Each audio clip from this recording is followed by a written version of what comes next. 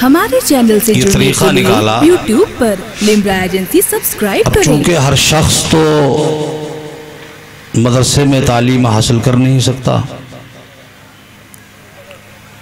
इसलिए कि उम्र का कुछ तकाजा होता है, कुछ उसके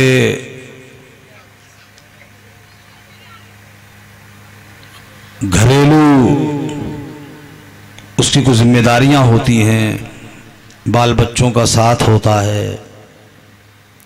तो अगर वो दीन सीखने मदरसे में जाने लगा तो बच्चों को कहाँ से खिलाएगा।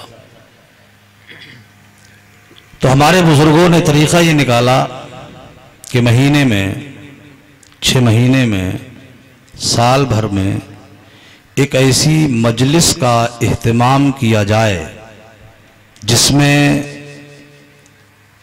आबादी के बस्ती के सारे लोग जमा हों और फिर उनको दीन की बातें सिखाई जाएं। बेशक। अब दीन की बातें सिखाने के लिए दीनदार लोग ही तो चाहिए, या दुनियादार हमें दीन सिखाएंगे।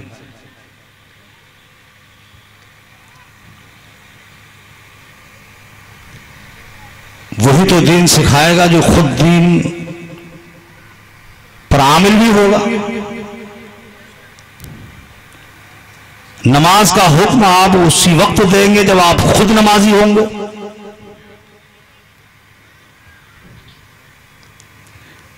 हमने आज अपने जलसों को तमाशा बना लिया और कहते हैं कि साहब असर नहीं है जबानों में। उलमा को आप उस वक्त लाते हो जब आवाम का दिलो दिमाग और वो हर तरह से तबाह हो चुके होते, उनके समझने और सोचने की ताकत मांद पड़ चुकी होती है, वो बातों को हासिल करने का जो जज्बा और ज़ौक़ होता है वो खो चुके होते हैं उस वक्त तक। उसके बाद लाया जाता है उलमा को। उससे पहले हमारे यहां क्या होता है वो आप लोग देख भी सकते हैं। इश्क की बात करते हैं लोग, हमें इश्क है नबी से, मोहब्बत है, हमारा कलेजा फटा जा रहा है, हमारा जिगर निकला जा रहा है, हम मरे जा रहे हैं, हम इश्क में तड़प रहे हैं। अरे वो कौन सा इश्क है जिस इश्क में नमाज नहीं है? हाँ, वो कौन सी मोहब्बत है जिस मोहब्बत में ज़कात नहीं है?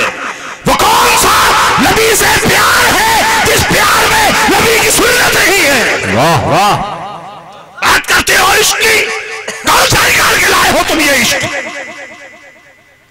जो मेरे नबी की शरीयत की सिर्फ बगावत करता है? उसे इश्क कहते हो? खिलवाड़ है ये मेरे दीन के साथ, मजाक है नबी की शरीयत के साथ। खुदारा हमारे दीन की मजाक ना बनाई जाए। हम दुनिया को कोसें, दुनिया को गालियां दे, दुनिया को बददुआएं दे, हम किसी को नहीं देंगे, पहले हम अपने गिरेबान में झांकेंगे। तो क्या हमारी ये जिम्मेदारी नहीं है कि हम किन लोगों को इस मनसब पर लाकर बिठाएं? क्या कहते हैं इसे? मिंबरे रसूल कहने भर कर हो गया है, ये सिर्फ बोलने के लिए हो गया है, ये गौर नहीं करना है हमें। तभी तो मैं तो उन दीनदार लोगों से मुझे ताज्जुब होता है, इस तरह के लोगों को दाद देते, बढ़ बढ़ के उन्हें नजराने देते, शर्म नहीं आती। अरे जो नबी की सुन्नत का नहीं हो सका वो नबी की रात का क्या हो गया? हाँ, सदका खाते हो मेरे नबी की सुन्नत का, मेरे आका की नात का सदका खाते हैं आप, और मेरे मुस्तफा की सुन्नत रखते हुए बोझ लगता।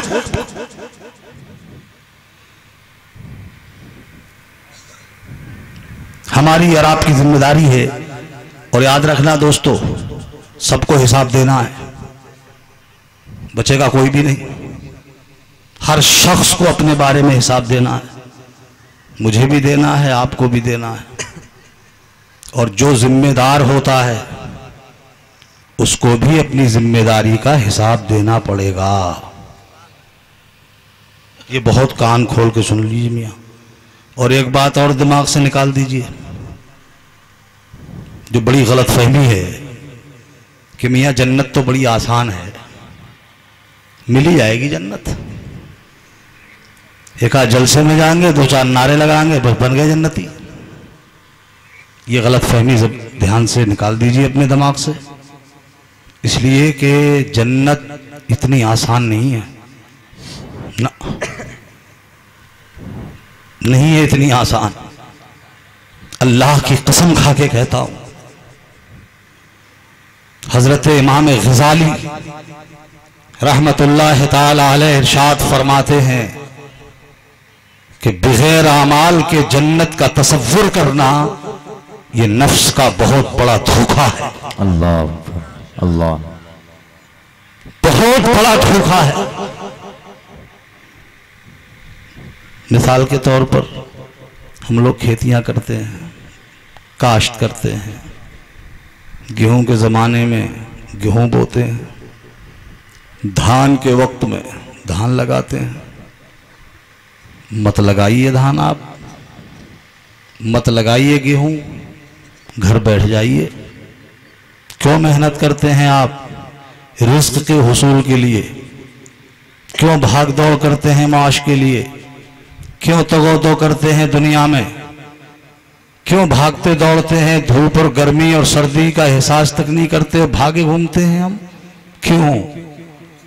बैठ जाइए घर में हाथ पे हाथ धरकर, गेहूं खुद आ जाएंगे घर में चलकर, धान भी आ जाएंगे घर में चलकर, कमाई हो जाएगी, जो कमाई के निकलते हैं हम, वो दौलत खुद ब खुद आ जाएगी हमारे घर में।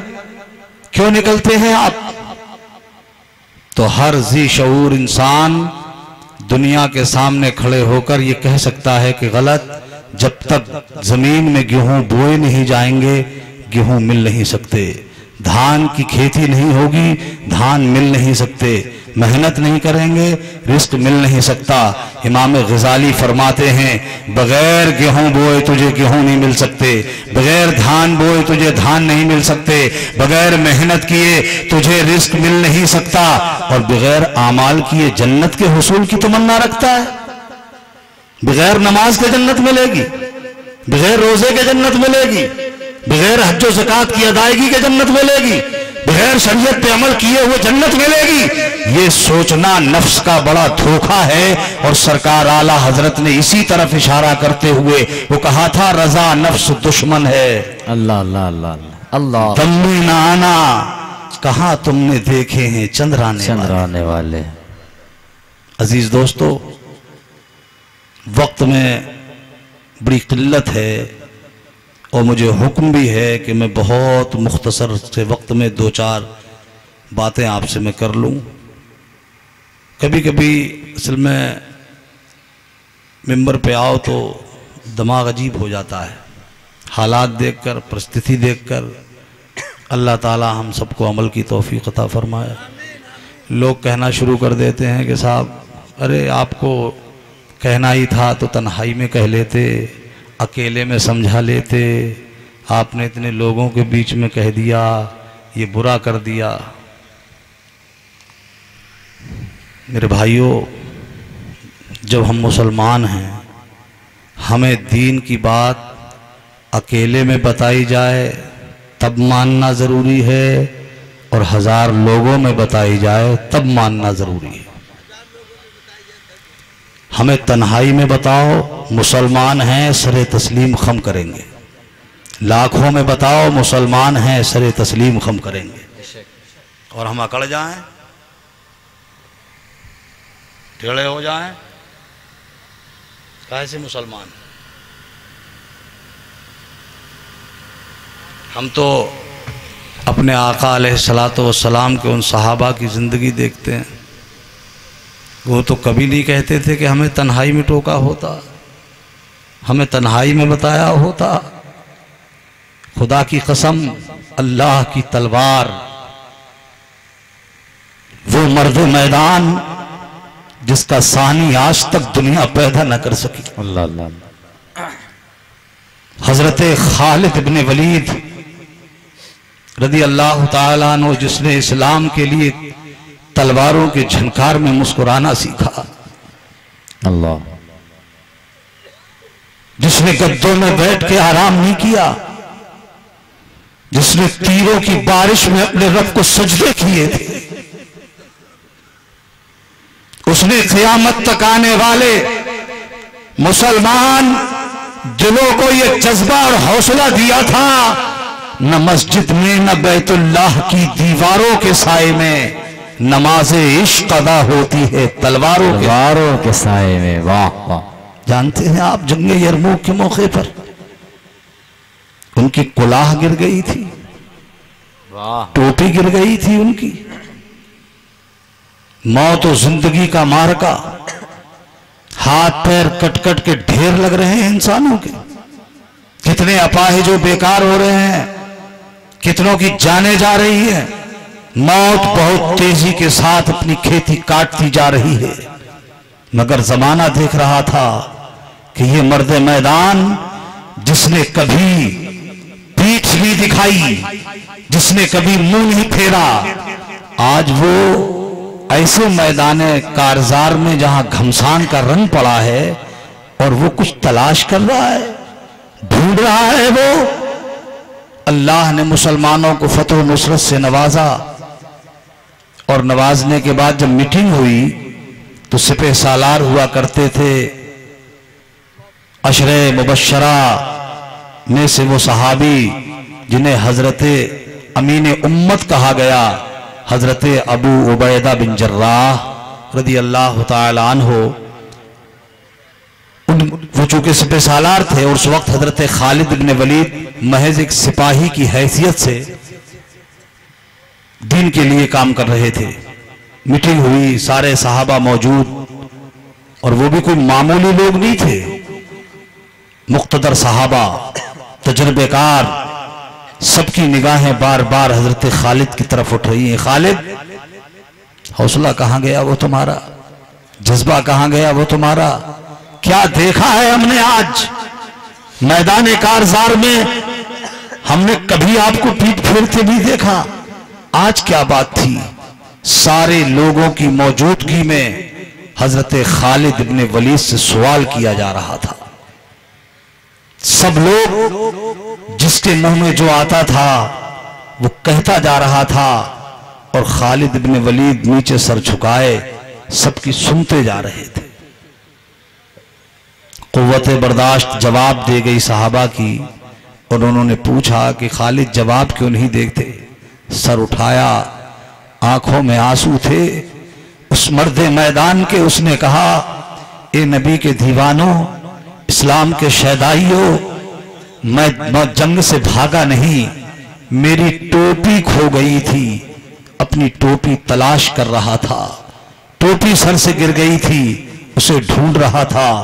तो बाजों की हंसी निकल गई।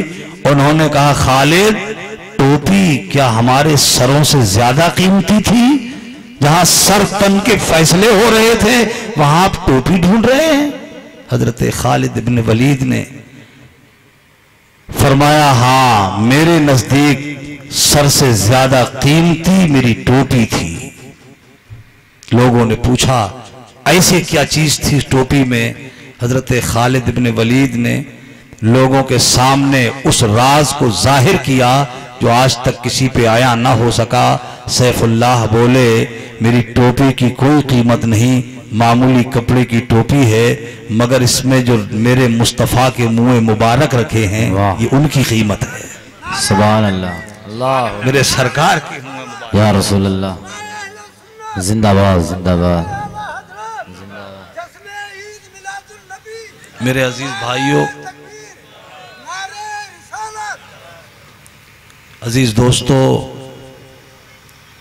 ये मेरे नबी के बाल मुबारक की कीमत सहाबा के नजदीक थी। तो जब बाल की इतनी कीमत सहाबा की नजर में थी तो आल की कितनी कीमत रही होगी, है ना?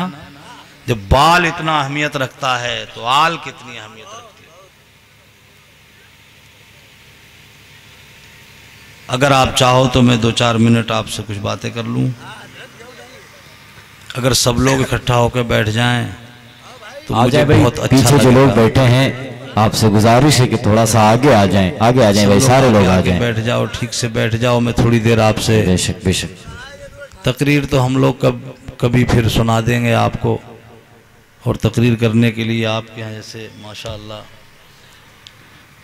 खुतबा आपकी आबादी में उलमा की जमात रहती है, और मैं समझता हूँ बड़ी इल्मी और अदबी सरज़मीन है कप्तानगंज। मुझे यहाँ पहुँच कर के मुकम्मल एहसास हुआ कि मैं एक बार यहाँ और आया था। उस वक्त भी ऐसे ही टाइम था, यही हाल था। अल्लाह अकबर। तो मैं यहाँ आकर के थोड़ा सा मुझे पछताना भी लगा कि मैं शायद भूल में तारीख़ दे बैठा।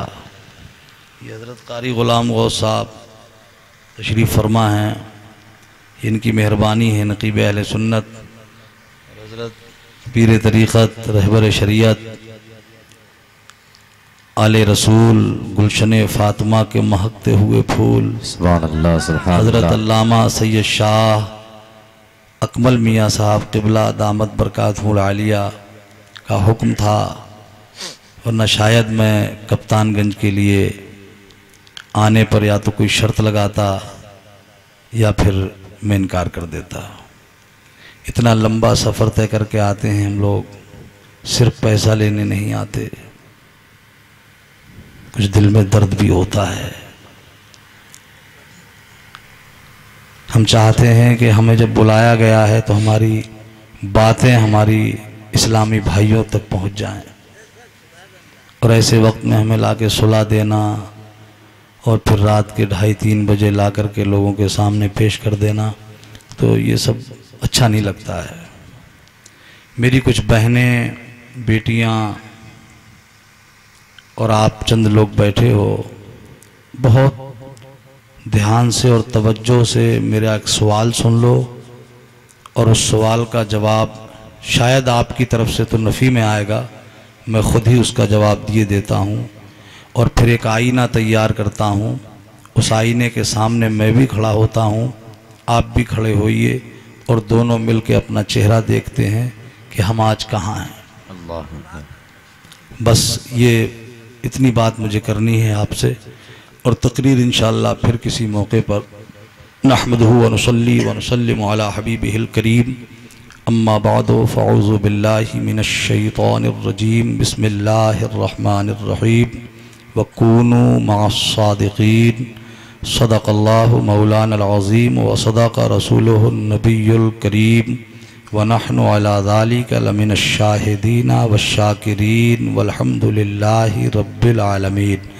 अक़ीदत, मोहब्बत, खुलूस, एहतराम, अदब के साथ बआवाज़ बुलंद बारगाह रिसालत में दुरूदों सलामों के नजराने पेश कीजिए। अल्लाहुम्मा सल्ली अला सय्यिदिना मौलाना मुहम्मदिन बारिक वसल्लिम। अल्लाहुम्मा सल्ली अला सय्यिदिना व मौलाना मुहम्मदिन मादनिल जुदी वल करम, मंबइल इल्मी वल हिल्मी वल हिकम, व आलिही व सहबिही व बारिक वसल्लिम। सलातन व सलामन अलैका या रसूल अल्लाह सल्लल्लाहु ताला अलैहि व आलिहि वसल्लम। दोस्तों, सवाल ये है, आप में कई लोग औलाद वाले होंगे, हमारी कुछ बच्चियां बहनें माएँ बैठी हैं, उनमें कुछ माएँ होंगी। इन माँ बाप से मेरा एक सवाल है, क्या आपकी ये तमन्ना नहीं होती कि हमारी जो औलाद है वो कामयाब हो जाए? होती है। हर माँ बाप को ये ख्वाहिश होती है, उसकी ये तमन्ना होती है कि हमारी औलाद कामयाब हो जाए। ठीक है, हर माँ चाहती है, हर बाप चाहता है कि हमारे बच्चे कामयाब हो जाएं, हमारे बच्चे कामयाबी की कुर्सी तक पहुंच जाएं। इसीलिए बाप अपने बच्चों को कामयाब करने के लिए मेहनतें करता है, भागता है, कोशिशें करता है। अब कामयाबी किस चीज़ का नाम है? ये उस शख्स की अपनी सोच पर मुनहसिर है कि वो कौन सी चीज़ को कामयाबी तसव्वुर करता है। मसलन अगर कोई किसान है, काश्तकार है, तो वो सोचता है कि जिस दिन मेरा बेटा एग्रीकल्चर में इतना माहिर हो जाएगा कि मेरी खेती के आसपास जितनी खेतियां हैं सारी खेतियों से अच्छा अनाज मेरा बेटा मेरे खेत में उगाने लगेगा, मैं समझ जाऊंगा कि मेरा बेटा कामयाब हो गया है। कोई इससे हटकर सोचता है कि मैं एक ताजिर हूं, बिजनेस करता हूं, जिस दिन मेरा बेटा अच्छा तिजारत में कामयाब उस दिन समझा जाएगा जिस दिन मार्केट में मेरा बेटा सबसे अच्छा बिजनेसमैन बनेगा, सबसे ज्यादा मुनाफा कमाने लगेगा और मार्केट में सबसे अच्छा धंधा जिस दिन मेरे बेटे का चलने लगेगा, मैं समझ जाऊंगा कि मेरा बेटा कामयाब हो गया है। किसी ने जरा इससे हटकर सोचा और उसका जहन कुछ और था। उसका ख्याल ये हुआ कि नहीं, आज दुनिया एजुकेशन की बात कर रही है, आज दुनिया तालीम की बात कर रही है, आज दुनिया शिक्षा की बात कर रही है, आज दुनिया इल्म की बात कर रही है। चलो बच्चों को पढ़ाएंगे, तालीम देंगे और इतना पढ़ाएंगे बच्चों को, इतनी तालीम देंगे बच्चों को कि जिस दिन मेरा बच्चा पढ़कर मास्टर हो जाएगा, मैं समझ जाऊंगा कि मेरा बेटा कामयाब हो गया है। किसी का स्तर जरा इससे ऊंचा था और उसने सोचा नहीं, मैं अपने बच्चे को मास्टरी तक महदूद नहीं रहने दूंगा, आगे बढ़ाऊंगा अपने बच्चे को, और मेरा बेटा जिस दिन डॉक्टर बनेगा मैं समझ जाऊंगा कि बच्चा कामयाब हो गया है। मेरा बेटा जिस दिन इंजीनियर बनेगा मैं समझ जाऊंगा कि मेरा बेटा कामयाब हो गया है। जिस दिन मेरा बेटा आगे बढ़ेगा और आगे बढ़कर बैरिस्टर की डिग्री हासिल कर लेगा, मैं समझ जाऊंगा कि मेरा बेटा कामयाब हो गया है। वो सोचता है इससे ऊपर उठकर, नहीं नहीं, मैं अपने बेटे को इतना पढ़ाऊंगा कि मेरा बेटा जिस दिन LLB की डिग्री हासिल करके काला कोट पहनकर दिन दोपहर कचहरियों में लोगों की जेबों पे डाका डालने लगेगा, उस दिन मैं समझ जाऊंगा कि मेरा बेटा कामयाब हो गया है। किसी ने कहा नहीं, मैं अपने बेटे को और आगे बढ़ाऊंगा और मेरा बेटा जिस दिन IAS अफसर बन जाएगा समझ जाऊंगा कि मेरा बेटा कामयाब हो गया। जिस दिन मेरा बेटा PCS की लाइनों में आगे बढ़ेगा मैं समझ जाऊंगा कि मेरा बेटा कामयाब हो गया है। ये दुनिया में मुख्तलिफ लोग थे और उनकी मुख्तलिफ सोच थी, मुख्तलिफ ख्यालात थे। उन किसी ने किसी चीज को कामयाबी समझा, किसी ने किसी चीज को कामयाबी समझा, बस उसी चीज को कामयाबी समझकर बाप लग गया बच्चे को कामयाब करने में, बाप लग गया बच्चे को कामरान करने में, बाप लग गया बच्चे को वहां तक पहुंचाने में। भाग दौड़ करता है बाप, दिन को नहीं सोता बाप, रात को एहसास रहता है बाप को बस बेटे को कामयाब करना है, बच्चे को कामयाब करना है। जिस दिन मेरा बेटा कामयाब होगा मुझे चैन की नींद उस दिन आएगी। बाप मेहनत करता है, कमाई करता है, पैसे का हुसूल करता है, बच्चों पे खर्च करता है इस लालच में कि बच्चे को कामयाब करना है। घर में रह गई माँ, जब भी उसे काम से फुर्सत होती है दुआ के लिए हाथ उठते हैं, रब की बारगाह में दस्तबद दुआ होती है और कहती है अल्लाह मेरे बच्चे को कामयाब कर दे, मेरे बेटे को कामयाब कर दे। अल्लाह किसी की मेहनत को जाया नहीं करता, दुआओं को अल्लाह कबूल करता है। अल्लाह ताला माँ बाप की मेहनतों को और इनकी दुआओं को कबूल फरमाता है। बच्चा इनकी सोच के मुताबिक हो जाता है कामयाब, यानी बच्चा बन गया काश्तकार, बच्चा बन गया बिजनेसमैन, बच्चा बन गया मास्टर, बच्चा बन गया डॉक्टर, बच्चा बन गया इंजीनियर, बच्चा बन गया बैरिस्टर, बच्चा हो गया IAS अफसर, बच्चा आगे बढ़ गया वैज्ञानिक बन गया, बच्चा साइंटिस्ट बन गया, बच्चा बहुत कामयाब हो गया। अब बच्चा तो कामयाबी की कुर्सी पे बैठ गया। मैं कप्तानगंज आया, मैं हुजूर अकमल मियां के दरबार में हाजिर हुआ, मैंने कहा सरकार आइए जरा उस घर के दरवाजे पे चलते हैं जिस घर में रहने वाले बाप ने अपने बेटे को कामयाब करने के लिए बड़ी मेहनतें की थी, बड़ी मशक्कतें उठाई थी, बड़ी कोशिशें की थी। आओ देखे तो सही उस घर में झांक कर आप उस बाप का हाल क्या है, उस माँ की पोजीशन क्या है। चलो चलते हैं। हम उस दरवाजे पे पहुंचे, हमने पहुंच के दस्तक दिया।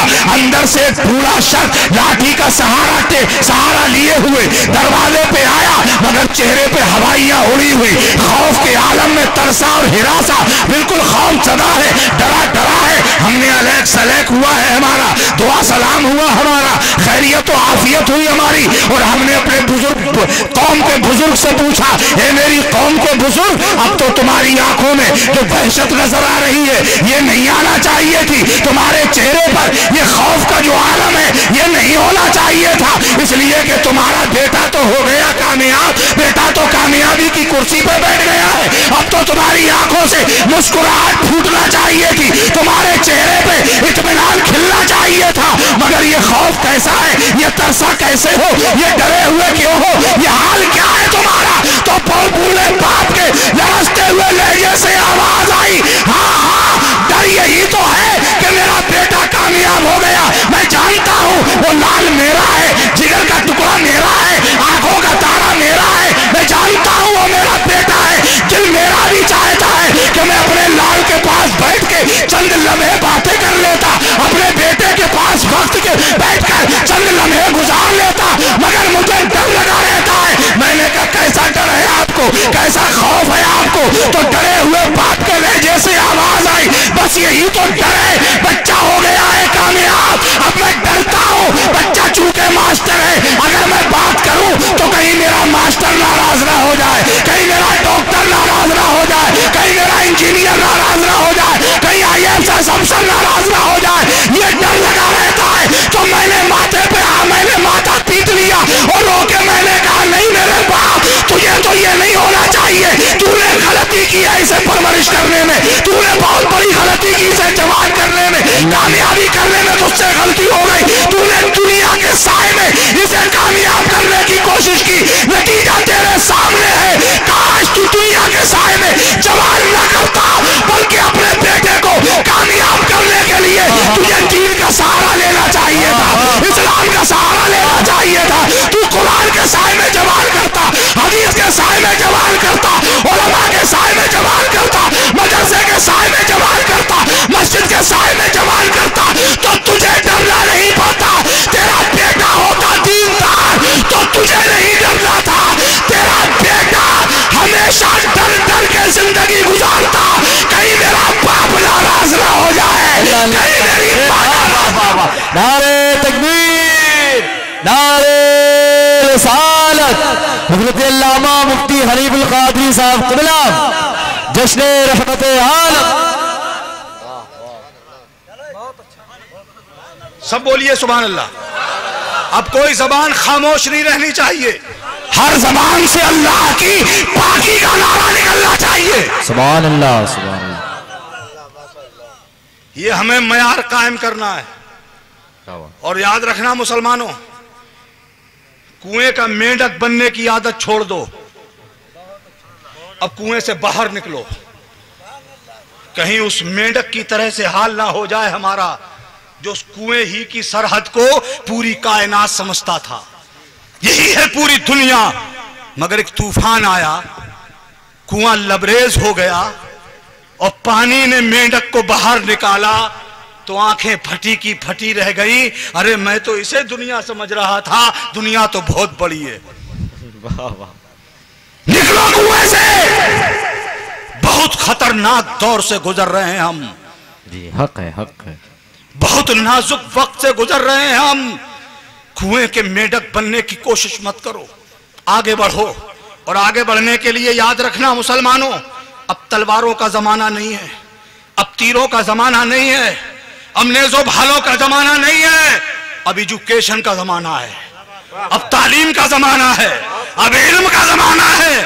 और सुनो मुसलमानों, हम तो उस पैगंबर के कलमा गो हैं, हम तो उस रसूल का कलमा पढ़ते हैं, हम अपने उस रसूल पे ईमान लाते हैं जिस जमाने में इल्म नाम से दुनिया नाशना थी। इल्म को दुनिया पहचानती नहीं थी। किस चिड़िया का नाम इल्म है लोग नहीं जानते थे। साइंस क्या है नहीं जानते थे। बायोलॉजी क्या है नहीं जानते थे। केमिस्ट्री क्या है नहीं जानते थे। ये तालीम और ये मैथ क्या है नहीं जानती थी दुनिया। मेरे नबी ने उस वक्त हमें आगाह किया था और मदीने में खड़े होकर कहा था अलैकुम बिल इल्म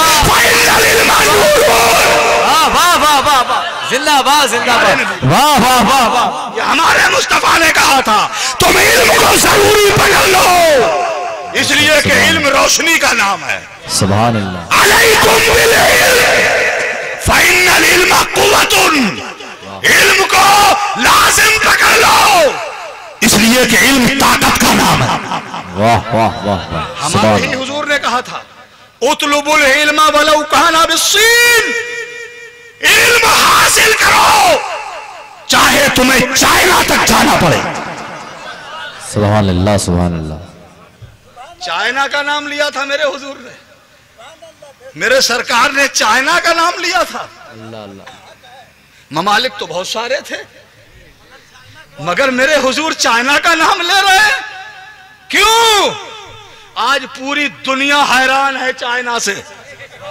वाह वाह वाह। इसलिए कि चाइना बहुत आगे निकल गया है।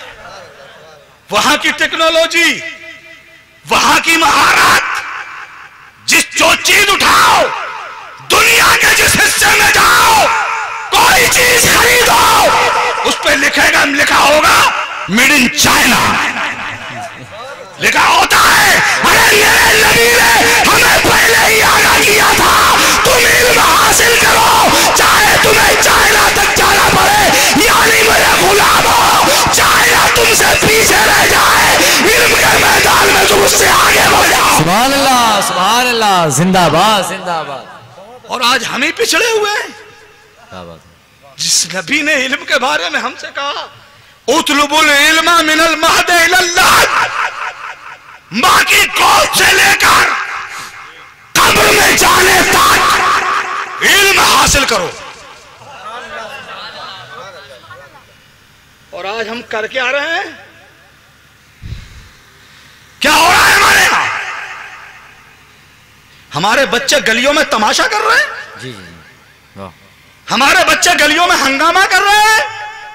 हमारे बच्चे गेम बल्ला कर रहे हैं। हमारे बच्चों के हाथों में लूडो, जी जी जी वाह। ताश के पत्तों से हमारे बच्चे खेलते, नकली नोटों से खेलते हुए हमारे बच्चे दिखाई पड़ते। जिस उम्र में उनकी हाथों में किताबें होनी चाहिए थी हमने उस वक्त उनके हाथों में खिलौना थमा दिया और आंखें मूंद ली है। फिर हमने बच्चे तमाशा करें तो करते रहे, खेले तो खेलते रहे, खेल लेने दो। क्यों? इसलिए कि बच्चे ही तो हैं। क्या हो जाएगा? चंद दिन खेल लेंगे। मुसलमान अब वक्त खेलने का नहीं रह गया, बच्चों को खिलाने का वक्त नहीं रह गया। ये बच्चे जिन्हें तुम बच्चा समझ के खिला रहे हो, हकीकत का चश्मा लगाओ और इन्हें गौर से देखो। ये बच्चे नहीं हमारे, ये भविष्य है हमारा, ये मुस्तकबिल है हमारा, ये आने वाला जमाना है हमारा, ये आने वाला दौर है हमारा। अगर बच्चे बर्बाद हो गए तो आने वाला जमाना बर्बाद हो जाएगा और आने वाला दौर तो और ज्यादा खतरनाक नजर आ रहा है। और ये भी तो सोचो मुसलमानों, ये खेलते हुए बच्चे किसी और के नहीं, ये कौमे मुस्लिम के बच्चे हैं, ये मेरे बच्चे हैं। और तारीख इतिहास बताता है कि मुसलमानों के बच्चे गलियों में तमाशा करने खेलने कूदने नहीं आए, बल्कि पूरे आलम को ये पावर कराने आए थे।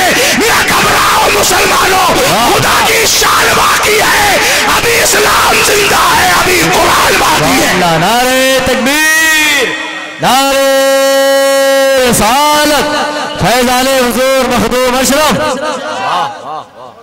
निकलो मेरे भाई, बहुत उम्दा इस्लाह है। बच्चों को तालीम दो, सुभान अल्लाह। बच्चों पे नजर रखो, ये बड़ी जिम्मेदारी है। और याद रखना मर्दों की जो जिम्मेदारी जो है वो है, मगर मां की जिम्मेदारी और है। मैं आज के इस जलसे से अपनी बेटियों को एक पैगाम देना चाहता हूं। मेरी बहनों, तुम आई हो, आज तुम्हें जागने का मौका है। खुदारा, आज हम तुमसे दस्तबस्त अर्ज करते हैं, मेरी बेटियों, ये मर्द सो गए हैं तो तुम जागो, तुम बेदार हो। और अल्लाह की कसम खा के कहता हूं, जिस दिन तुम बेदार हो जाओगे उस दिन जमाना करवट लेगा। वाह वाह, जमाने में इन्कलाब आएगा। ए मेरी बहनों, तुम्हारे अंदर एक चीज है, तुम जब भी अपने बाप का मूड अच्छा देखती हो कुछ ना कुछ डिमांड करती हो, भाई का मूड अच्छा देखती हो कुछ ना कुछ मांगती हो, शौहर का मिजाज अच्छा देखती हो कुछ ना कुछ फरमाइश करती हो, बेटे का मूड अच्छा देखती हो कुछ ना कुछ तलब कर लेती हो। होता है ना हर घर में ये? बोलो भाई, होता है? मैं कहता हूं मेरी बहनों, अब तुम अपने डिमांड का मिजाज बदल दो। सुभान अल्लाह। बहुत मांग लिया तुमने अपने इन घर वालों से, बहुत तलब कर लिया। अरे तुम भी तलब करती हो डिमांड, मेरे मुस्तफा की शहजादी की सुन्नत पे अमल करो। सुभान अल्लाह। और शहजादी कौन? मेरे नबी की। सुभान अल्लाह बोलो तो नाम बताता हूं। सुभान अल्लाह, सुभान अल्लाह। हजरत सैयदा तैयबा ताहिरा ज़ाहिरा हजरत फातिमा ज़हरा। सुभान अल्लाह, सुभान अल्लाह। खुदा की कसम, मेरे नबी की वो शहजादी जिसके लिए मेरे आका इरशाद फरमाए, फातिमतो सैयदतो निसाइल आलमीन। ए मेरी बेटी फातिमा, अल्लाह ने तुझे सारे जमाने की औरतों की सरदार बनाया है। सुभान अल्लाह। सैयदा फातिमा, है सुभान अल्लाह बोलो यार, तो बात आगे। सुभान अल्लाह। मेरे नबी की शहजादी, शहंशाह कौनैन की बेटी सैयदा फातिमा, उनकी चादर तथीर की बात की जाती है, मगर उस पाक दामन, उस पाक पल्लू से मुताल्लिक कभी कहा नहीं जाता। ये वो रसूल की मेरी शहजादी, मेरे आका की वो बेटी है। अगर ये चाहती तो खुदा की कसम इनके घर का काम करने के लिए जन्नत की हूरें आ जाती हैं। सुभान अल्लाह, सुभान अल्लाह, सुभान अल्लाह। के नहीं आती? सुभान आ जाती ना? आती यकीनन। मगर हम क्या देखते हैं, मेरे आका अपनी शहजादी के घर आए और हुजूर की आदत करीमा, जब अपनी बेटी के घर तशरीफ लाते तो डायरेक्ट अंदर नहीं घुसते, बल्कि दरवाजे पे ठहर जाते। मेरे मुस्तफ़ा और इरशाद फरमाते, बेटी फातिमा तेरा बाबा आया है। अल्लाह अल्लाह। बेटी मैं अंदर आ जाऊं?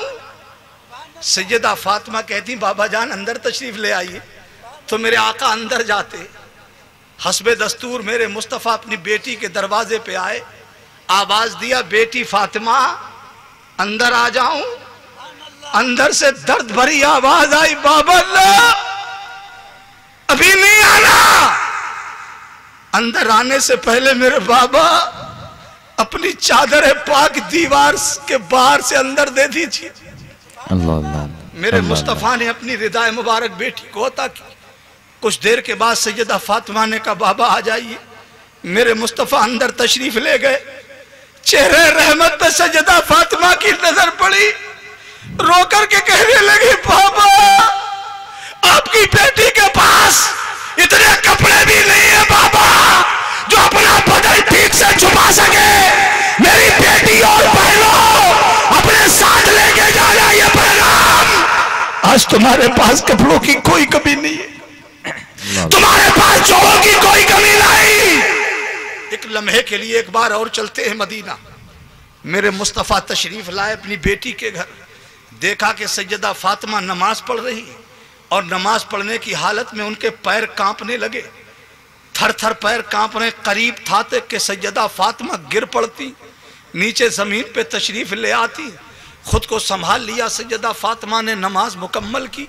मेरे हुजूर ने फरमाया, बेटी तुम्हारा ये क्या हाल देखा मैंने, तुम कांप रही थी, पैर लड़खड़ा रहे थे तुम्हारे। फातिमा ये मैंने क्या देखा? रो के अर्ज किया, बाबा आज 5 दिन हो गए आपकी बेटी को एक लुकमा खाने को नहीं मिला है। अल्लाह अल्लाह। बाबा मुझे भूख बहुत सताती, मेरे लिए दुआ कर दीजिए। मेरे सरकार ने नबुव्वत वाले हाथ उठा के कहे, अल्लाह मेरी बेटी को भूख से आजाद कर दे। सैयदा फातिमा कहती है, उसके बाद फाके तो बहुत हुए, मगर जब से मेरे बाबा ने दुआ की उसके बाद कभी मुझे भूख ने सताया नहीं, कभी भूख ने मुझे तकलीफ पहुंचाई नहीं। मेरे सरकार तशरीफ ले गए, हजरत जाबिर ने मेरे मुस्तफा को देखा, जियाफत का एहतमाम कर लिया, खाना तैयार करवाया, दस्तरखान लगाया, रोटियां सालन रखा। मेरे मुस्तफा ने एक रोटी उठाई, उस पे सालन रखा और हजरत अब्दुल्ला से कहा, अब्दुल्ला जाओ मेरी बेटी फातिमा को ये रोटी दे आओ, मेरी बेटी ने 5 दिन से कुछ नहीं खाया है। मैं पूछता हूं, मेरी बेटी हो, आज हमारे यहां अनाज की कोई कमी नहीं है, आज हमारे यहां किसी चीज की कोई किल्लत नहीं। मेरे रब का बड़ा शुक्र है। आज तो तुम अपने मौला का जितना शुक्र अदा करो कम है। बेशक वो इतनी तंग हाली में, वो भी शहंशाह कौनैन की बेटी, अल्लाह मुस्तफा जाने रहमत की जिगर गोशा सैयदा फातिमा, जिनके बाबा कहते हैं, बेटी फातिमा मैं अगर चाहूं तो। हमारे चैनल से जुड़ने के लिए YouTube पर लिम्रा एजेंसी सब्सक्राइब करें।